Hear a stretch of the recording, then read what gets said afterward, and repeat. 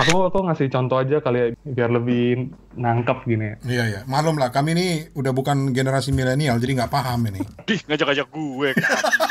Dia protes. Adalah buku yang tepat kalau kamu mau ngasih ini ke orang yang kamu sayangin. Jadi lu udah ngasih siapa, Van? Ada teman yang aku kasih. Friendzone maksudnya. Kalau butuh baca buku yang nggak meledak-ledak, aku sih mau mengusulkan Semasa untuk jadi salah satu buku yang bisa dipilih untuk dibaca. Kebobrokan Liga Brasil itu akan direformasi oleh Pele. Jadi dia sampai mengeluarkan UU Pele waktu itu.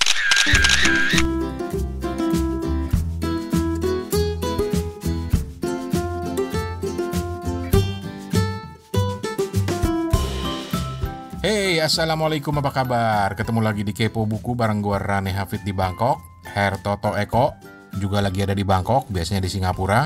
Terus ada Steven Sitongan di Ambon. Kepo Buku buat yang baru dengerin episode ini adalah podcast yang intinya selalu kepo dengan bacaan orang lain daripada kepoin artis atau tetangga. Oke. Di episode ke-16 ini kita akan bicara soal beberapa buku ilustrasi. Ya, kita sebut aja buku ilustrasi, tapi sebenarnya itu bisa mengacu ke komik, novel grafis, buku bergambar atau pictorial dan lain sebagainya, seperti yang akan kita obrolin kali ini. Terus, di bagian kedua nanti bakal ada 2 teman kepo buku yang ngirim cerita bukunya via voice note di WhatsApp. Ada Lia di Jakarta. Hai Lia, yang cerita tentang novel yang baru dibacanya. Terus, nah ini lo yang doyan bola kudu dengerin cerita Faiz di Denpasar yang cerita tentang buku Franklin Foer berjudul Memahami Dunia Lewat Sepak Bola. Wah, jadi bakal panjang nih cuy podcastnya. Jadi silakan pilih-pilih bagian yang lo mau denger, yang mungkin tertarik buat lo atau menarik buat lo, atau dengerin komplit juga boleh banget. Oke, kita mulai dengan bagian pertama dulu, yaitu tentang buku-buku ilustrasi versi gue, Steven, dan juga Toto. Jadi mari kita tegur dulu 2 host kece Kepo Buku.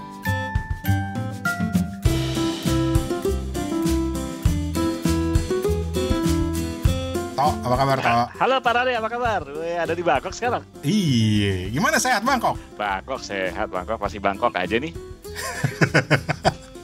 Dan Bangkok nih bulan ini udah mulai agak dingin. Ya, orang Bangkok itu selalu sombong bilang di Bangkok tuh ada winter. Iya. Iya, Karena bener. ada 1 atau 2 minggu di bulan Desember atau akhir November di mana suhunya benar-benar dingin tuh, kadang-kadang bisa sampai 16 derajat gitu. Masa sih sampai 16 derajat? Oh iya, tahun lalu 16 derajat. Oh, kayak gimana, kayak di Chiang Mai ya? Di Chiang Mai itu bisa -2, -3. Masa sih lo? Serius. Itu ada masa -2. 1 atau 2 minggu di akhir November atau di Desember di mana suhunya turun gitu, turun banget. Oh iya? Oh, jadi sombong. Orang Thailand bisa bilang di sini ada winter. Oke. Yang pasti nggak humid lah ya. Nggak humid. Iya, di Bangkok kali ini lagi enak-enaknya. Lagi enak udaranya. Jadi itu dari Bangkok ada Toto yang memang selalu bolak-balik. Kayaknya mau check up dia ke Bangkok, jadi rutin gitu kan ya. Check up hasil operasinya. Iya, dia belum kelar-kelar nih. Belum kelar-kelar. Banyak banget kayaknya dia mau dioperasi loh. Bener nih. Terus sekarang kita ke Ambon. Steven, apa kabar? Ya, sehat, baik. Bang Rane, Mas Toto. Gimana Ambon? Ini juga lagi kadang-kadang hujan, kadang-kadang terik, galau gitu. Ada gitu cuaca galau di Ambon.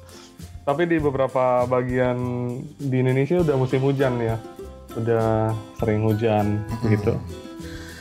Oke lah, Steven abis pulang dari Ubud Readers and Writers Festival, ceritanya udah ada kemarin. Terus ada Dewi yang tinggal di Bandung, yang bilang ngiri sama Steven bisa ke Ubud katanya, dan ketemu dengan Lela Hudori dan juga penulis-penulis terkenal lainnya gitu.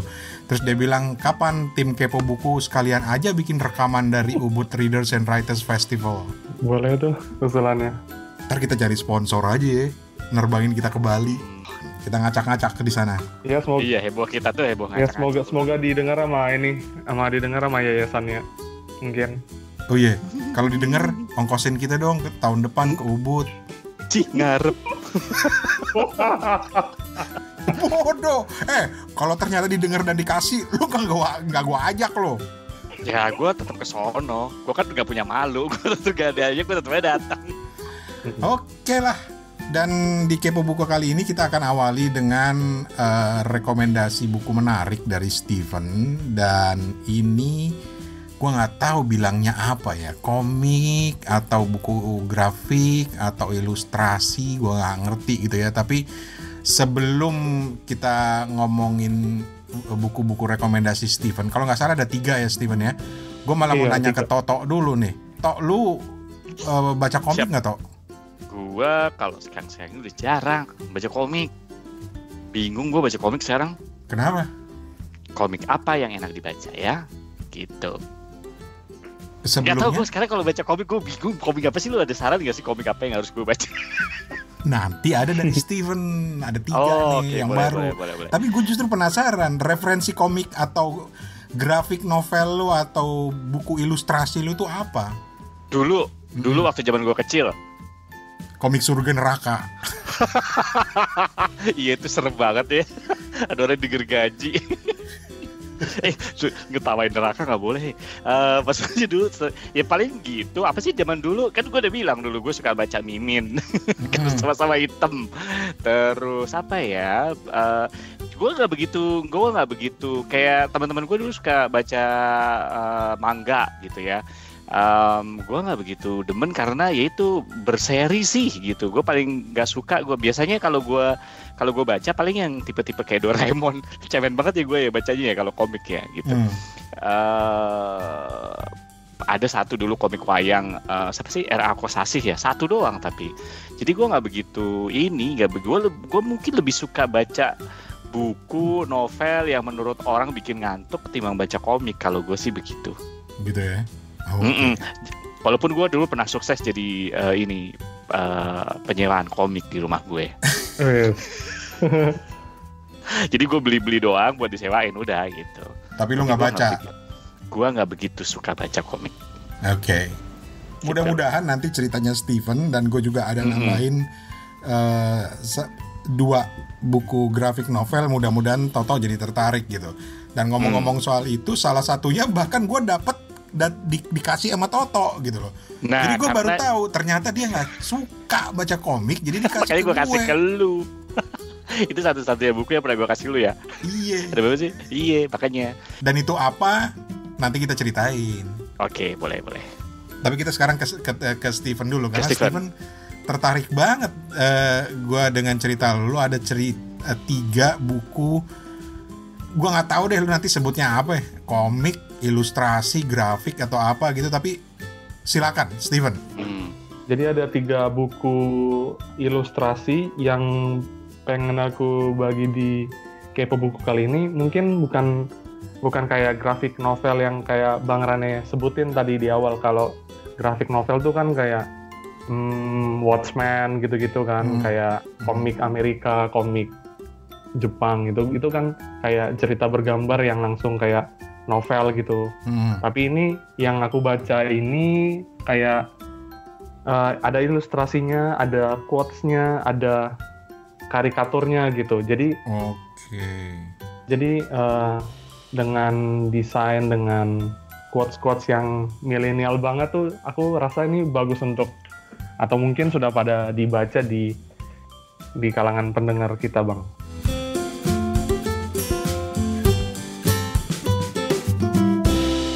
Langsung aja yang pertama dari penulis buku generasi 90-an, ada Marcella FP.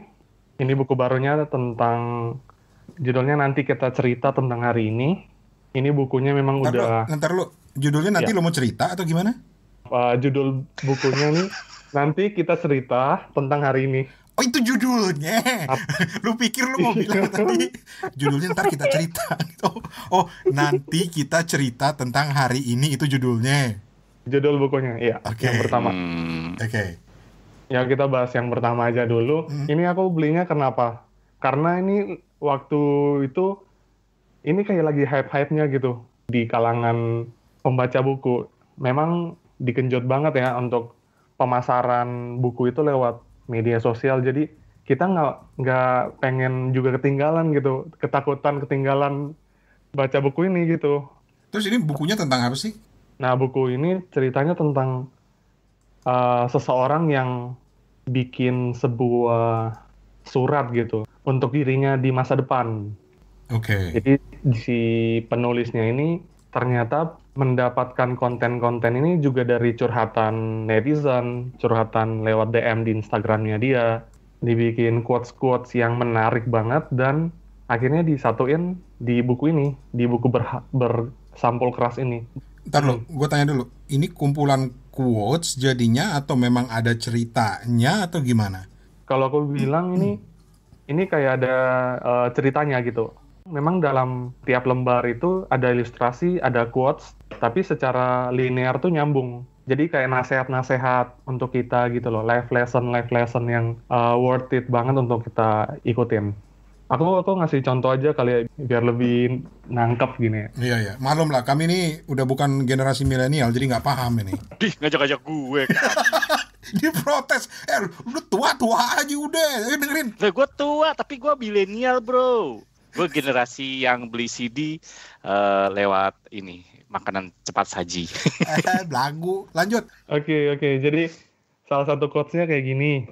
Nanti bila kamu datang ke hidup orang lain, beritahu alasannya. Hingga nanti kamu harus berhenti, beritahu alasannya.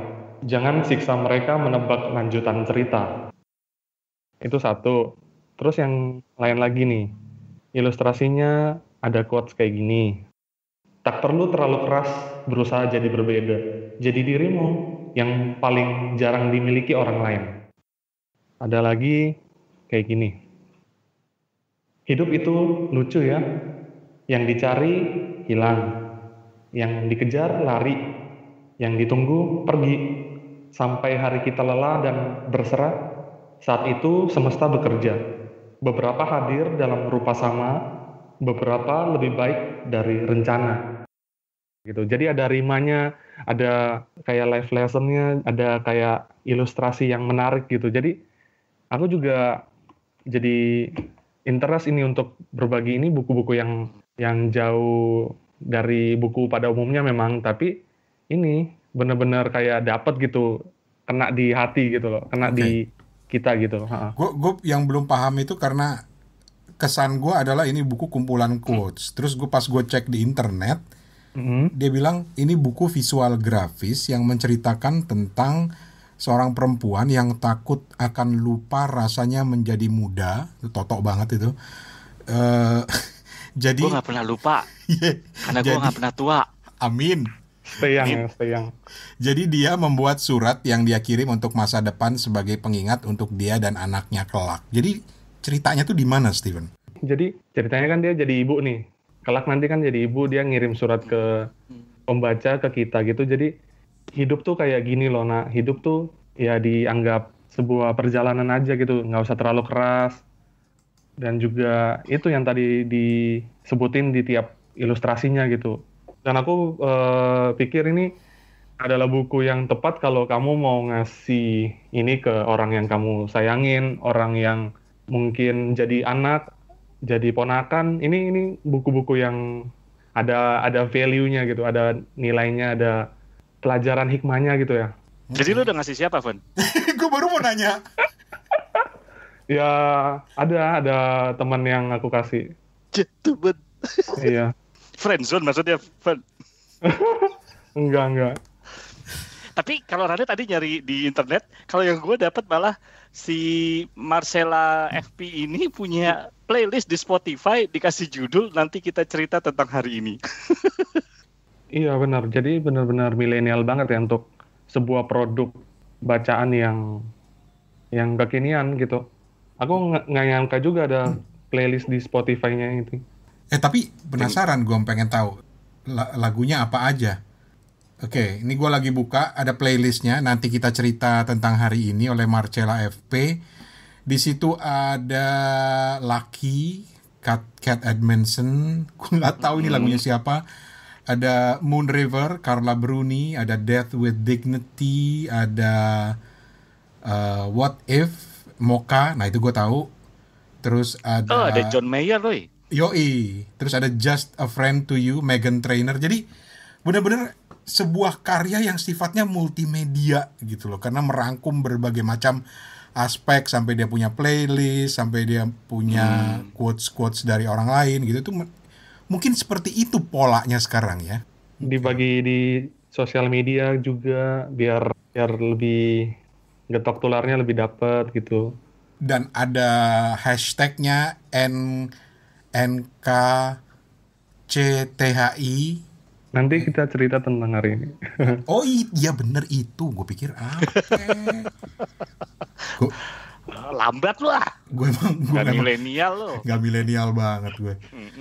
Gue bingung, gak bisa kebayangin karena buku visual. Jadi gue bingung kayak apa bukunya. Tapi menarik juga sih. Ntar deh gue Desember ke Jakarta gue cari. Ya udah, atau ntar gue pinjemin deh kalau adek gue udah datang ke sini bawa. Jangan lupa bayar lo. Iya. Ada yang bayar. Yeah. Oh di playlistnya ada ZAV, Dream a Little Dream of Me. Wah keren.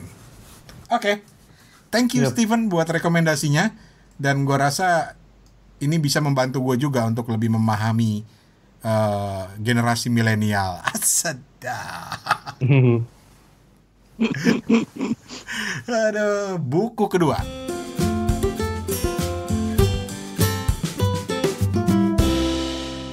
Buku kedua ada The Stories of Cucu, You Are Not As Alone As You Think dari Citra Marina. Ini juga kayak buku ilustrasi gitu. Cucu ini adalah maskot utamanya Mbak Citra Marina ini yang digambarin semacam anjing, semacam beruang yang jadi tokoh utama di buku tersebut. Oke. Jadi ini ceritanya Mbak Citra Marinanya ini ketika commute itu dia gambar apa yang lagi dia rasain, apa yang revolve di pemikirannya gitu, dia tuangin dalam gambar ketika dia di kereta gitu. Dan ternyata gambar-gambarnya ini juga lucu. Gambar-gambarnya ini relate banget sama kondisi generasi milenial gitu.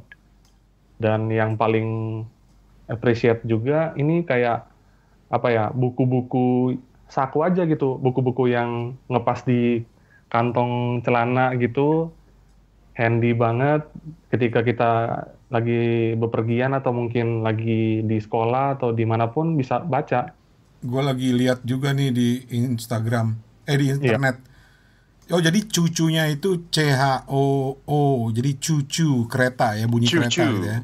Cucu gitu ya. Iya. Nah ini lagi yang jadi pertanyaan gue nih. Gue nggak tahu kalau Toto ada pertanyaan kayak gini atau enggak. Tapi setelah gue lihat screenshot halamannya ya yang banyak beredar di internet, ini kan hanya ilustrasi yang mungkin digambar oleh si penulis, siapa, Marina tadi. Iya. Dalam perjalanan naik kereta gitu kan. Iya. Dan ini hanya minim kalimat. Jadi ilustrasi kalimat secukupnya gitu. Misalnya ada You were always right. Maybe that's why I left, something like that gitu.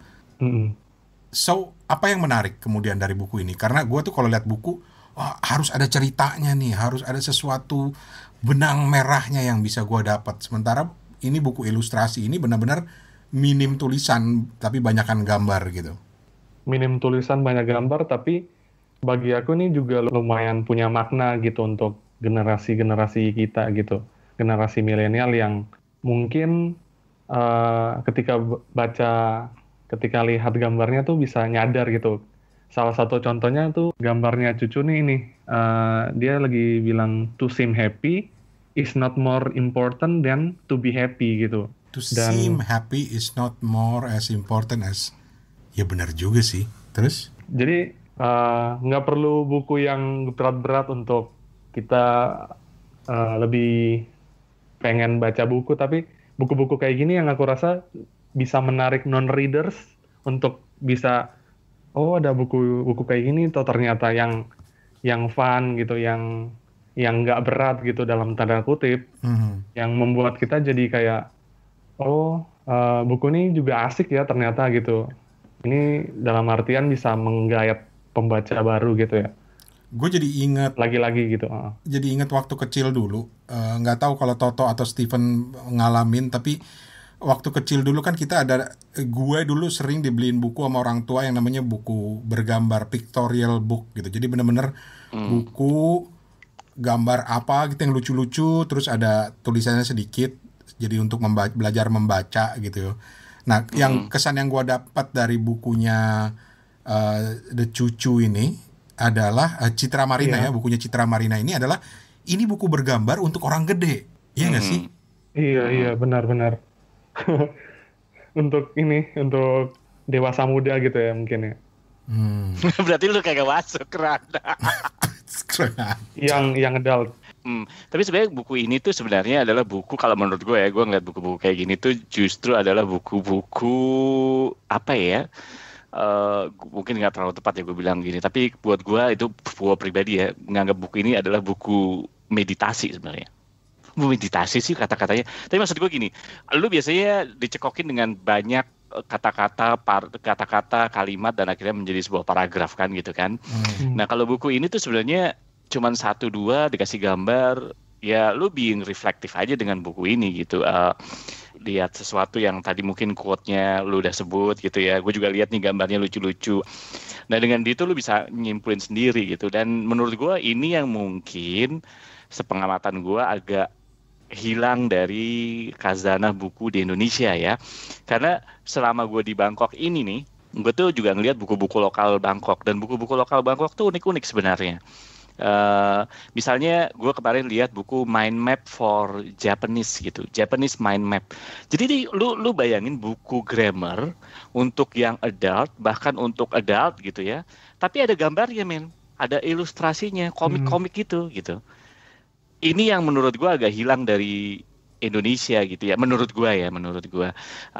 Buku grammar sesuatu susah ngajarin partikel bahasa Jepang tapi ada gambarnya. Ada juga buku kemarin gue lihat drawing Chinese gitu. Ternyata isinya tuh gambar.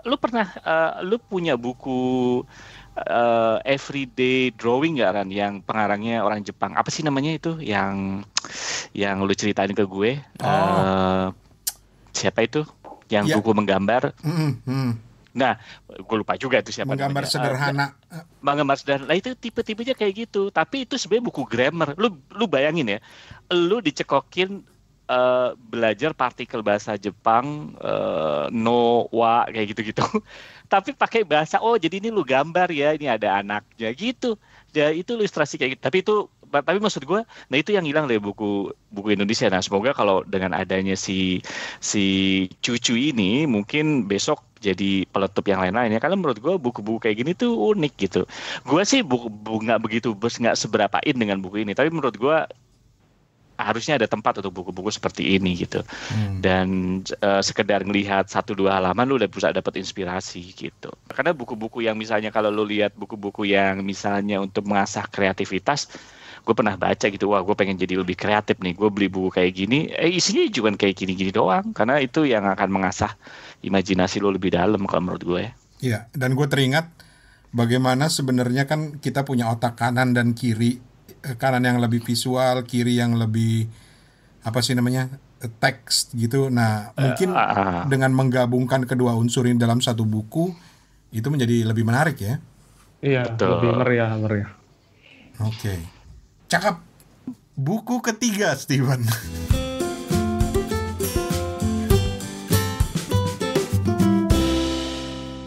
Buku ketiga ada buku Berteriak dalam Bisikan 50 tahun Om Pasikom dari GM Sudarta. Ini karikatur Kompas yang hampir setiap hari terbit.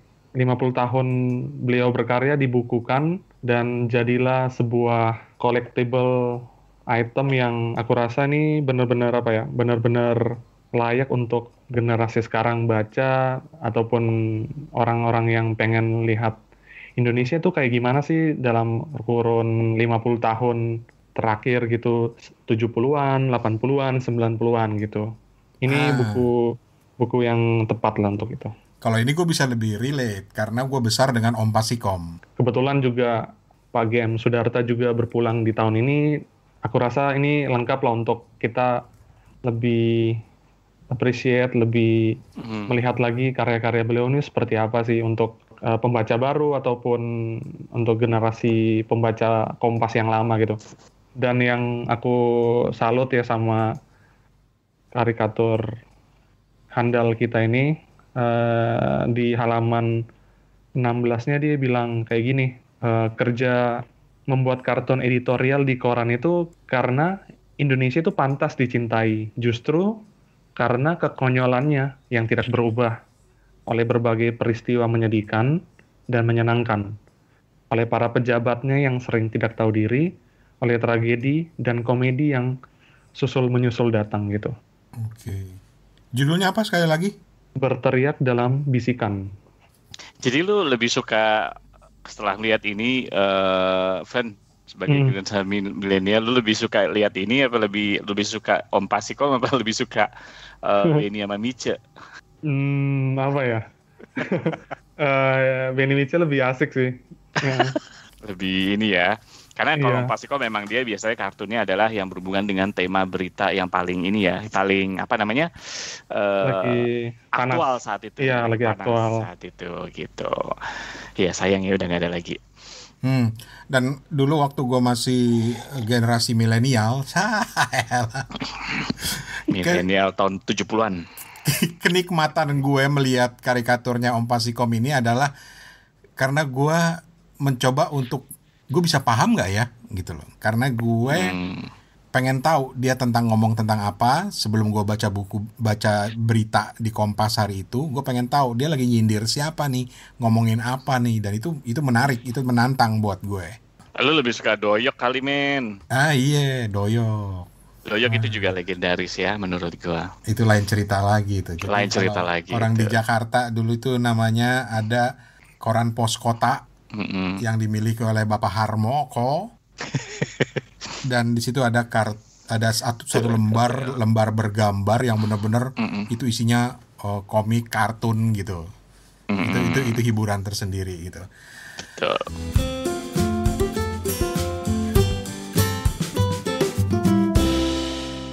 Oke, itu 3 rekomendasi buku ilustrasi bergambar dari Steven. Dan kalau gue boleh nambahin, seperti gue bilang tadi,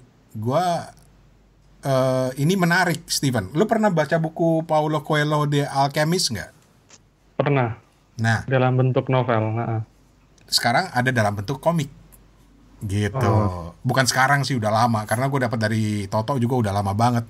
Dan itu jadi koleksi gue yang berharga. Dan gue terharu banget sampai kemudian gue tahu bahwa ternyata buku itu adalah lepehannya Toto gitu loh. Karena dia gak suka komik. Tapi kalau lu suka The Alchemist dengan kisah si Santiago dan perjalanannya untuk mencari kebijaksanaan harta karun kehidupan, lu akan menikmati komik ini karena ini dibuat dengan ilustrasi yang keren gitu ya, berwarna, terus bukunya itu mewah banget, makanya gue hargai banget ini pemberian dari Toto gitu. Jadi kita diajak untuk melihat perjalanan si Santiago, tokoh di The Alchemist ini, dalam kenyataannya. Kita bisa tahu tokoh si Alchemist itu seperti apa penampakannya, rajanya seperti apa penampakannya, atau pada saat dia sedang mengembala sapi. Itu kan Paulo Coelho itu orangnya sangat grafis sebetulnya. Ketika dia menggambarkan misalnya si tokoh Santiago lagi mampir setelah dia sambil mengembalakan dombanya gitu, dia mampir di sebuah reruntuhan gereja gitu. Terus itu digambarinnya dengan bagus banget. Dan ketika gua ngelihat versi komiknya, oh kayak begini toh. Cocok dengan penggambaran gue gitu. Jadi itu yang menarik dari komiknya. Cuma sayangnya kritiknya menurut gue satu hal adalah nggak tahu ini sih penggambarnya ini sangat terobsesi banget dengan perempuan gitu ya. Jadi dia menggambarkan sosok perempuan di Alchemist itu sebagai yang seksi, yang bokongnya gede, payudaranya gede gitu. Padahal dalam gambaran gue, perempuan di masa-masa itu dia pakaiannya serba tertutup gitu ya. Walaupun gypsy tapi dia pakai baju yang longgar. Kalau ini digambarin bajunya ketat, depan gede, belakang gede gitu. Jadi gue bilang, nih dia obsesi banget ya sama penggambaran perempuan yang seksi-seksi seperti ini. Dan itu merusak imaji gue terhadap novel Alchemist gitu. Kalau lu gimana, Toh? Jangan-jangan lu belum baca udah lu kasih ke gue tuh buku. Gua nggak baca sampai detail sih. Kan bener. Selewat doang. Selewat doang. Maksudnya bukan selewat doang, bukan Alchemist ya. Maksudnya yang yang graphic novel itu gitu. Gua bacanya ya gua dengan cara browse aja gitu. Karena gua udah tahu ceritanya gitu. Dan apa namanya? Ya gua nggak lihat sampai detail kayak gitu. Pakai gua kasih ke lu. Pantas. Bukan berarti gue nggak suka ya, gue sih suka-suka aja, cuman nggak tahu kenapa ya. Mungkin kalau gue ya, gue itu lebih ke arah gue suka baca novelnya, kemudian setelah itu ada dibikin grafiknya, ya mungkin gue lihat-lihat gitu, sekedar untuk memuaskan. Ada bagian nggak sih yang gue ya kira-kira sesuai dengan apa namanya bayangan gue apa enggak, itu aja sih sebenarnya. Tapi kalau misalnya gitu. kayak manga gitu, lu baca nggak sih? Gue baca, tapi bukan sesuatu yang sifatnya serial ya. Misalnya gue nggak suka gitu, misalnya kayak baca Conan gitu sampai harus nunggu. Gue pada dasarnya nggak suka untuk menunggu gitu. Jadi biasanya kalaupun ada novel ataupun yang sifatnya serial, biasanya gue tunggu dulu, gue endemin sampai akhirnya udah tamat nih, udah gue beli gitu. Jadi mungkin gue tipenya kayak gitu. Tipe orang yang nggak suka komitmen lo ya?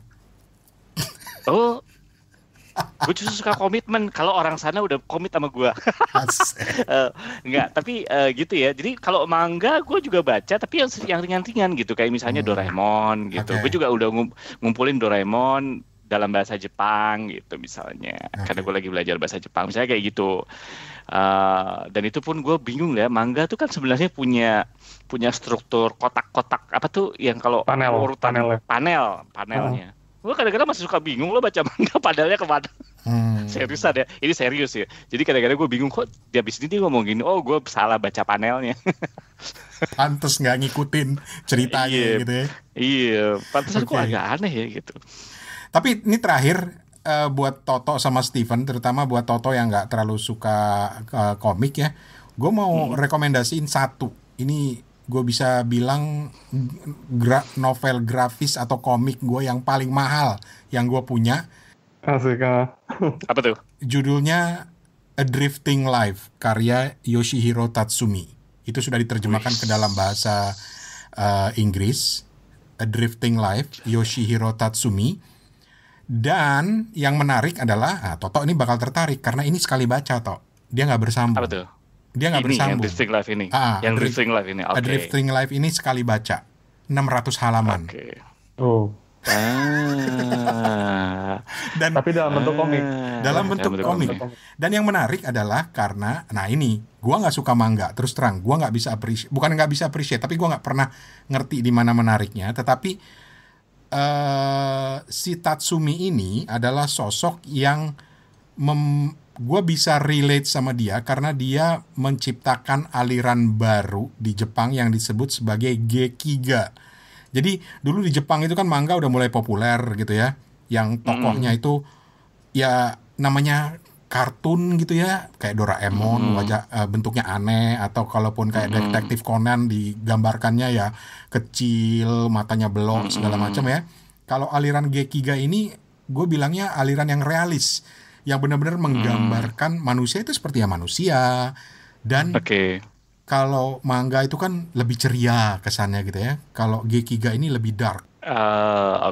Gitu. Dan tapi kayaknya Dan A Drifting Life ini menceritakan tentang pengalaman si Tatsumi ketika dia berusaha mendobrak dominasi style manga zaman dulu, misalnya Astro Boy dan lain-lain, dengan memperkenalkan pola Gekiga itu yang menurut dia lebih menarik gitu. Dan ini ceritanya menarik gitu secara keseluruhan walaupun 600 halaman gitu. Dan informasi tambahannya lagi, Tatsumi sendiri nggak terlalu terkenal di Jepang ya. Tapi yang informasi tambahannya, A Drifting Life ini bahkan sudah jadi film animasi, judulnya Tatsumi, yang dibuat oleh sutradara Singapura.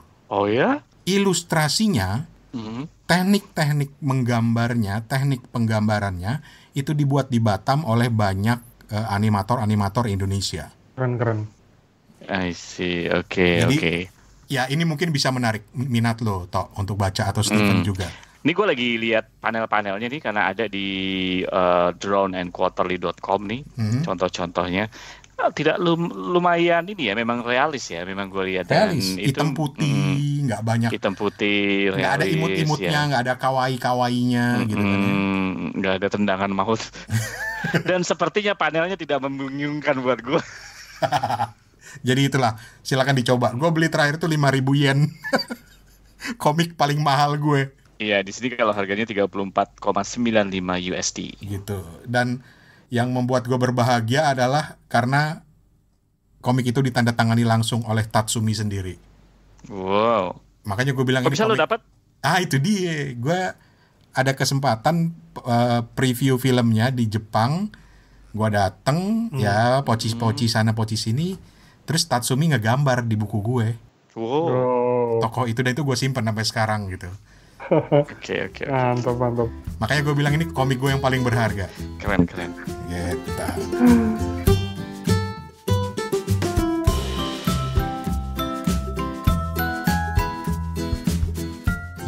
Yap, masih di Kepo Buku. Sekarang masuk ke bagian kedua. Sayangnya Toto sama Steven nggak ikut di bagian ini ya. Tapi mereka pasti dengerin lah, pasti. Jadi gini ceritanya, ada 2 teman Kepo Buku yang ngirim cerita bukunya, yaitu Lia di Jakarta dan Faiz di Denpasar. Kita ke Lia dulu ya. Jadi Lia ini baru baca novel berjudul Semasa, karya 2 orang keren, Mas Teddy dan Mbak Messi, yang diterbitkan oleh penerbit Oak. Ini novelnya keren banget nih, ya paling nggak yang udah gua sering denger sih begitu. Jadi mari kita kepoin Lia, maksudnya bukunya Lia. You have a WhatsApp message. Halo om-om pengasuh Kepo Buku yang ada di mana-mana. Nama aku Lia, aku dari Jakarta dan aku pengen berbagi cerita di Kepo Buku soal buku yang belakangan ini lagi aku suka. Jadi aku baru selesai membaca satu buku yang diterbitkan oleh penerbit asal Yogyakarta, yang sayangnya penerbit ini kabarnya sudah tutup gitu. Padahal buku yang mereka terbitkan ini bagus menurutku. Nama penerbitnya penerbit Oak, dan buku yang aku suka ini judulnya Semasa. Buku yang ditulis oleh duo pemilik Pos Santa, toko buku independen yang ada di Pasar Santa, Jakarta, yaitu Mas Teddy W. Kusuma dan Mbak Maesi Ang. Nah, ceritanya sebenarnya menurut aku sederhana banget sih ini buku. Jadi cerita tentang sepupu namanya Coro sama Sachi, yang mereka tuh keluarganya sangat dekat karena bapaknya Coro itu adalah kakaknya ibunya Sachi gitu. Terus mereka semenjak kakek neneknya meninggal, mereka tuh memutuskan untuk membeli satu rumah gitu untuk rumah pertemuan keluarga gitu. Namanya Rumah Pandanwangi, dan itu kemudian jadi rumah masa kecil mereka. Mereka tumbuh besar di situ dan mereka banyak punya cerita lah di situ. Sampai akhirnya mereka dewasa dan kemudian Rumah Pandanwangi jadi jarang dikunjungi. Itu cuma jadi kayak rumah kenangan aja gitu. Nah, akhirnya sampai pada satu keputusan bahwa si Rumah Pandanwangi itu harus dijual karena bibinya Coro alias ibunya Sachi itu punya rencana juga untuk menghabiskan masa tuanya di negara asal suaminya di Yunani. Karena Bibi Sari, ini nama ibunya Sachi, dan paman Geoffridis itu Paman Geofridisnya tuh asal Yunani gitu. Jadi mereka pengen tinggal di sana. Udah punya rumah inceran lah di sana. Terus ceritanya sebenarnya ini sederhana banget sih. Jadi kayak nggak ada emosi yang meluap-luap gimana gitu. Terus nggak ada cerita-cerita yang dibuat-buat. Mungkin ini cerita macam apa ya? Keluarga Cemara atau cerita Manggis kalau pernah baca. Nah, ini tuh sebenarnya cerita sederhana aja, isinya atau tulisannya dibuat dari sudut pandangnya si Coro, dan lebih banyak bicara soal perjalanan antara Coro dan Saci, antara Coro dan bapaknya, pada saat mereka melakukan perjalanan terakhir menuju si rumah Pandanwangi ini gitu. Terus tokoh-tokohnya jadi kayak punya sosok-sosok tersendiri yang menyenangkan gitu untuk dikulik-kulik. Ada bagian yang menurut aku bikin sedih gitu, bagaimana kemudian Coro melihat bapaknya ternyata dari ketegaran bapaknya tuh kayak kehilangan banget, karena ibunya udah nggak ada, terus bapaknya ngerasa sendirian. Tapi Coronya juga nggak tahu cara untuk bisa deket sama bapaknya tuh kayak gimana.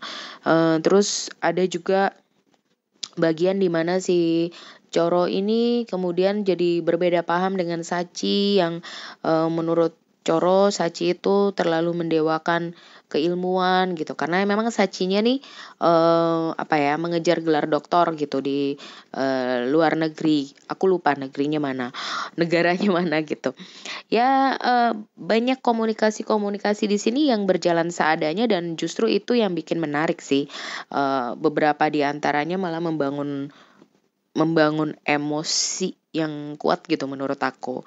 Kalau butuh baca buku yang gak meledak-ledak, aku sih mau mengusulkan Semasa untuk jadi salah satu buku yang bisa dipilih untuk dibaca. Gitu aja sih. Makasih om-om semua. Sampai ketemu lagi. Sukses ya buat kepo bukunya. Ya itu tadi Lia di Jakarta dengan novelnya yang baru dia baca, berjudul Semasa, karya Teddy dan Messi yang diterbitkan oleh penerbit Oak. Ngomong-ngomong, Lia suaranya keren ya, penyiar ya Mbak ya? Gue sih terus terang udah sering denger nih novel dan juga dua penulisnya yang keren, tapi gak pernah kesampaian baca. Maklum lah cuy, nasib jadi orang jauh. Bisanya cuma ngandelin buku-buku elektronik atau nitip kalau ada yang kebetulan kesini, entah saudara, entah temen. Jadi kalau lo mau ke Bangkok, kontak gue dong. Bang, mau nitip buku gak bang? Gitu. Kali gue nitip ntar. Tapi yang jelas buku ini masuk dalam daftar belanja buku gue kalau mudik. Itu pun kalau masih ada ya. Soalnya kata Lia tadi penerbitnya udah tutup. Aduh, sedih banget. Paling sedih gue denger kalau ada berita penerbit tutup tuh. Aduh, mall kayak yang tutup. Gak boleh doain yang jelek-jelek ya. Ya wes, gak apa-apa. Terus dengerin cerita Lia tadi, gue juga jadi kangen rumah masa kecil gue dulu di Lampung cuy. Aduh, tempat yang sangat nyaman dan terus melekat di ingatan. Halah, udah lanjut. Sekarang kita ke Denpasar, ada Faiz. Ini asik juga nih bukunya nih. Jadi bukunya Faiz ini ditulis oleh Franklin Foer. Judulnya Memahami Dunia Lewat Sepak Bola, yang merupakan edisi terjemahan dari judul aslinya How Soccer Explained the World, The Unlikely Theory of Globalization. Beuy, mantep kali judulnya. Penerbitnya Margin Kiri, dan Stephen sering nih cerita tentang buku-buku Margin Kiri dan aduh, makin penasaran aja gue. Tapi oke, kita kepoin dulu cerita buku Faiz di Denpasar.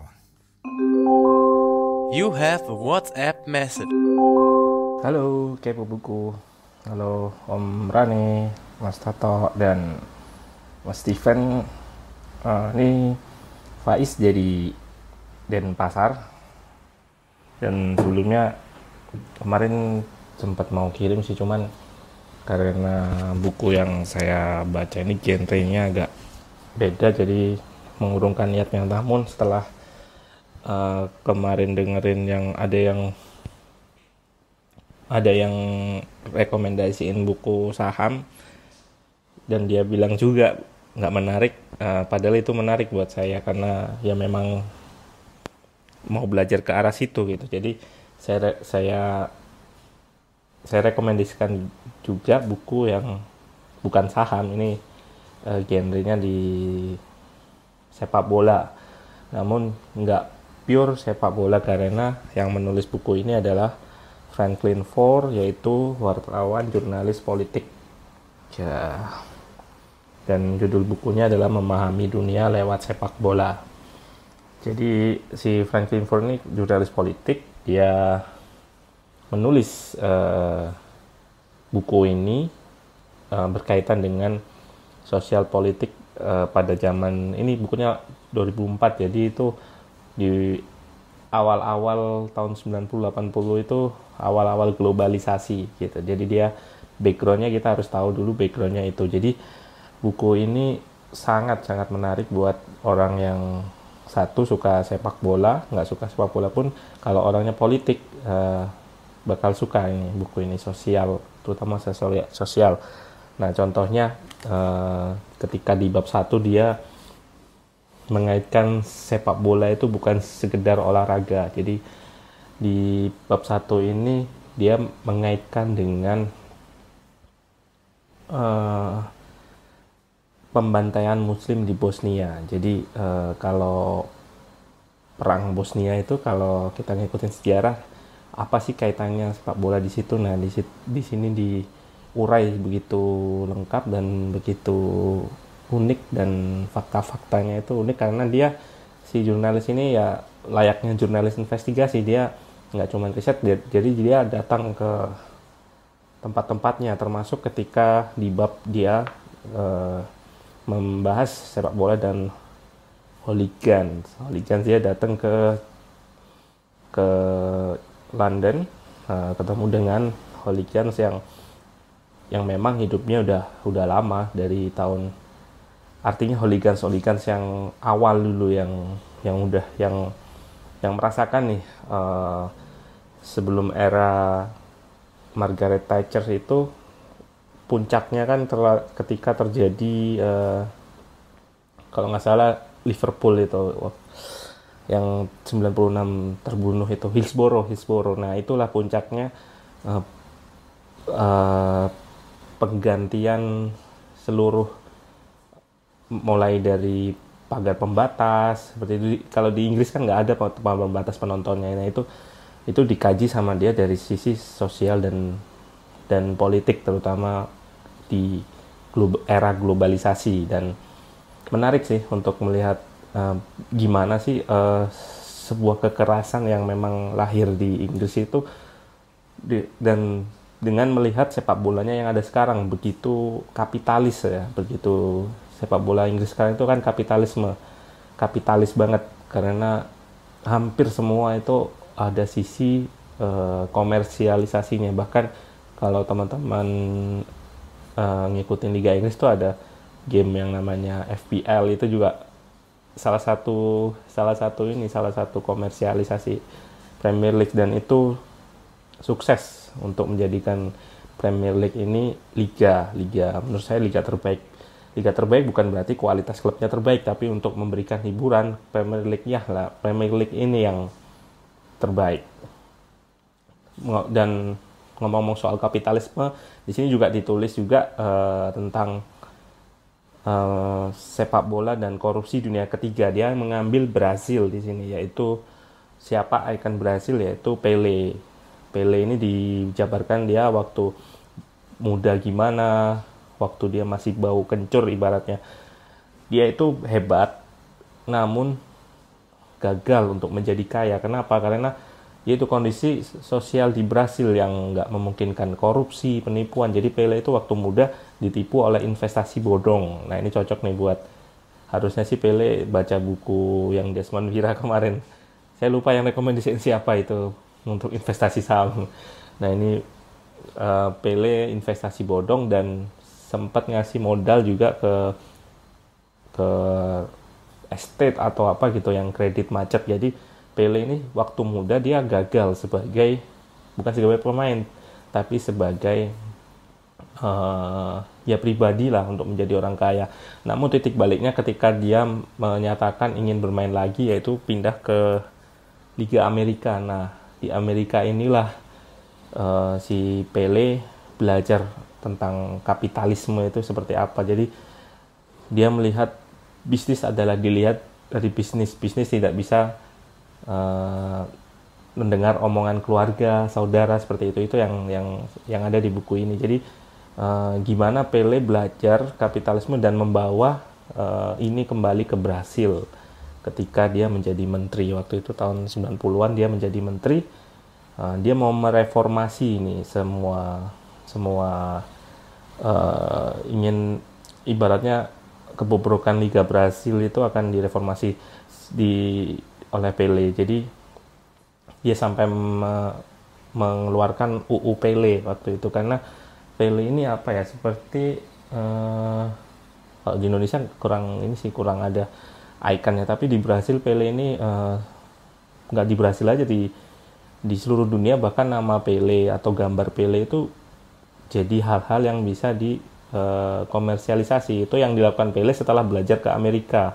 Jadi dia cukup menjadi orang kaya setelah di Amerika bermain dan belajar untuk berbisnis itu. Namun di Brasil setelah dia berhasil menjadi menteri, balik lagi ke kondisi sosialnya di Brasil ini sangat ibaratnya udah menjamur si korupsi ini. Jadi waktu itu di Brasil juga digambarkan ada mafia-mafianya yang ada di sepak bola, termasuk orang-orang politik juga ya. Jadi orang-orang populis yang cukup disegani di rakyat-rakyat kecil. Kalau mungkin nonton serial Netflix Narcos, nah seperti sosok Pablo Escobar gitulah. Di Brasil juga ada, tapi bukan kartel narkoba. Jadi inilah yang menarik di buku ini. Juga ada dari sisi agama juga di situ, komersialisasi antara perang Protestan dan Katolik di derby Glasgow Rangers ya dan Celtic. Nah ini kalau teman-teman yang bola tahu nih derby ini kayak gimana. Ini bukan hanya derby seperti ya Inter Milan, AC Milan seperti itu ya. Di Glasgow Rangers dan Celtic ini udah derby yang udah membawa agama. Jadi si Rangers Protestan dan Celtic sendiri Katolik. Si Franklin Ford ini sampai turun ke supporter Rangers dan ikut pertandingannya dan ya ikut minum ini untuk sekedar ya untuk menggali di buku ini. Dan apa aja sih yang menjadi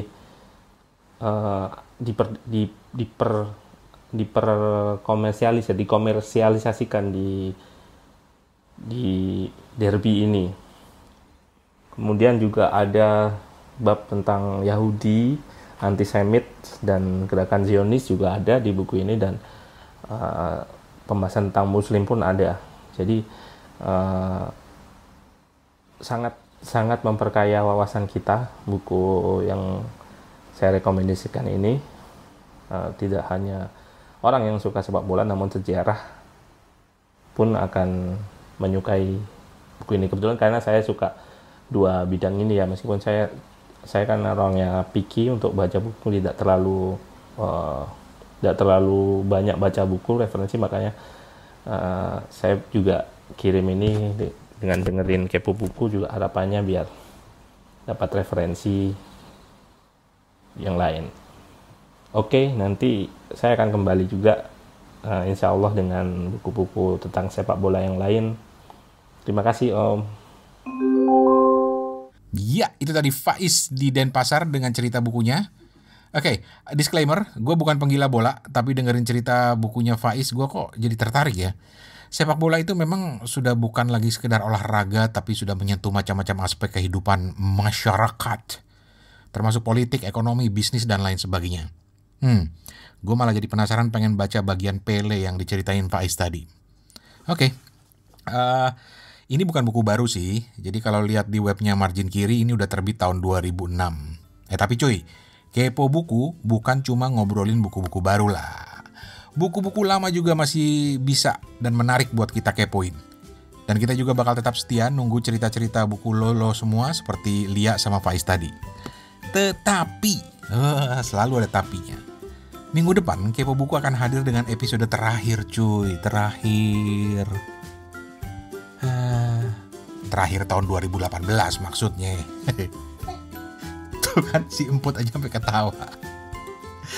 Jadi kayak di film-film Amerika gitu. Jadi ini adalah season finale Kepo Buku untuk tahun 2018. Selanjutnya kita bakal bertapa dulu nyari penyegaran. Dan ya nantilah kita ceritain lengkapnya di minggu depan ya. Jadi makasih Toto, makasih Steven, makasih Lia di Jakarta, makasih Faiz di Bali. Dan makasih buat lo semua yang udah dengerin Kepo Buku. Dari Bangkok, Thailand, gua Rane Hafid pamit dulu. Permisi, assalamualaikum, makasih kapun kap. Dan pesan dari kita, pertahankan kekepoan kalian. Kepo buku maksudnya, jangan kepoin artis melulu. Misi ah.